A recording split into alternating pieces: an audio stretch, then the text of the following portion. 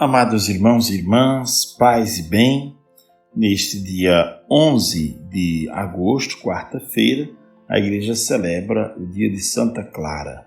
Santa Clara que foi contemporânea de São Francisco de Assis e fundou a Ordem das Clarissas. Pois bem, o evangelho para hoje é Mateus capítulo 18, versículos de 15 a 20. Naquele tempo disse Jesus aos seus discípulos: Se o teu irmão pecar contra ti, vai corrigi-lo, mas, em particular, a sós contigo. Se ele te ouvir, tu ganhaste o teu irmão. Se ele não te ouvir, toma contigo mais uma ou duas pessoas, para que toda a questão seja decidida sob a palavra de duas ou três testemunhas. Se ele não vos der ouvido, dize-o à igreja. Se nem mesmo a igreja lhe ouvir, seja tratado como se fosse um pagão ou um pecador público. Em verdade vos digo, tudo o que ligares na terra será ligado no céu, e tudo o que desligares na terra será desligado no céu.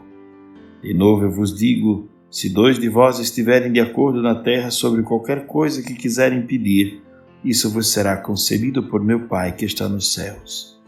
Pois onde dois ou três estiverem reunidos em meu nome, eu estou ali, no meio deles. Palavra da salvação, glória a vós, Senhor. Meus irmãos e minhas irmãs, o Evangelho de hoje fala sobre as relações internas da vida da comunidade e sobre algo em particular que nos custa muito, que é a questão da correção fraterna. Corrigir por quê e para quê? É uma pergunta muito interessante, porque a correção fraterna ela deve acontecer para que o outro cresça. E quem recebe a correção fraterna deve sentir isso. Que quem está corrigindo está fazendo para recuperar aquela pessoa, para que ela retome o bom caminho, e não com o desejo de humilhar, ou de se sobressair, ou de se autoafirmar, ou de afirmar mais sabedoria ou mais santidade. Quem vai corrigir não deve transparecer isso, porque seria uma tolice, uma loucura, né? Corrigir com este desejo. Por isso que Jesus já, de cara, já diz logo, não corrija em público, não corrija em público ninguém. Isso serve para a nossa vida de igreja, não é? É difícil, mas não se deve fazer assim, né?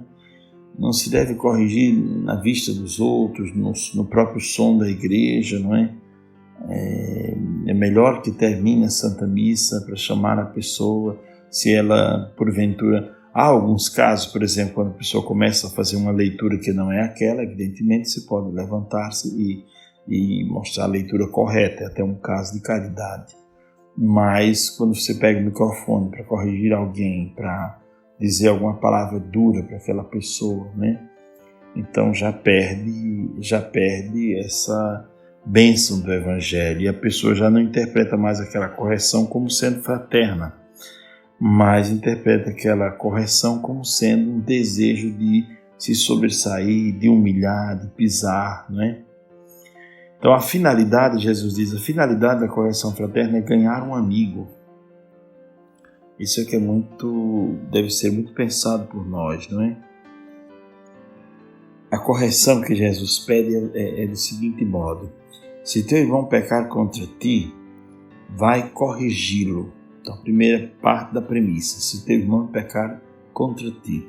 Mas se pecar contra a comunidade também, se errar, se for causa de escândalo, vai corrigi-lo, mas em particular, a sós contigo.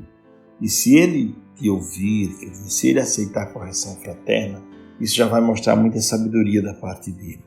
Se não aceitar a correção fraterna, já mostra orgulho, dureza e até tolice, não é? Não aceitar a correção fraterna é tolice. Santo Agostinho dizia, eu prefiro um sábio que me corrija que um tolo que me bajule.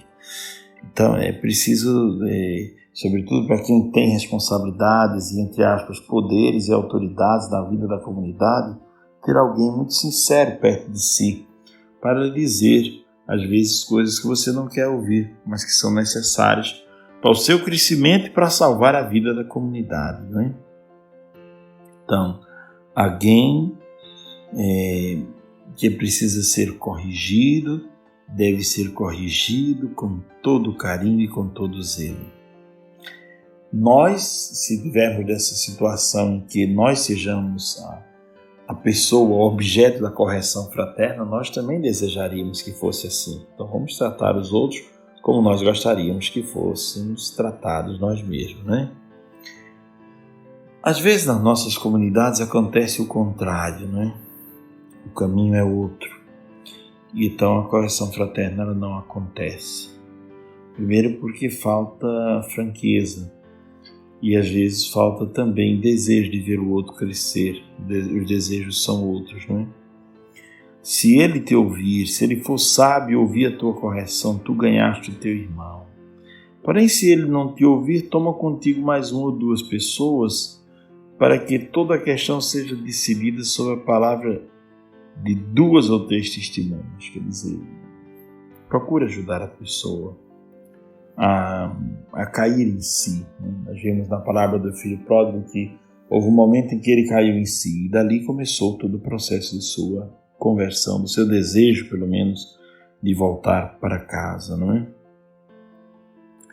Bom, aí Jesus diz, se ele não ouvir nem a 2 ou 3 pessoas, procure a igreja. E se ele não ouvir, a igreja seja tratado como um pagão, um pecador público.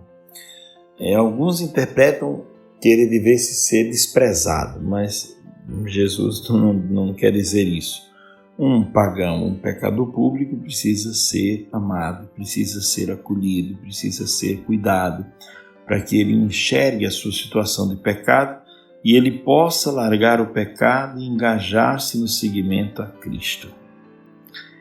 Depois, mais adiante, no Evangelho, Jesus fala em ligar.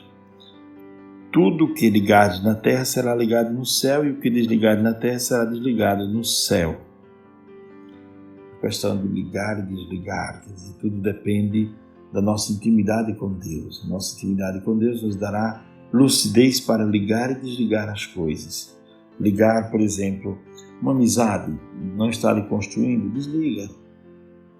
Um namoro não está ali elevando, não está ali fazendo uma pessoa melhor, desliga.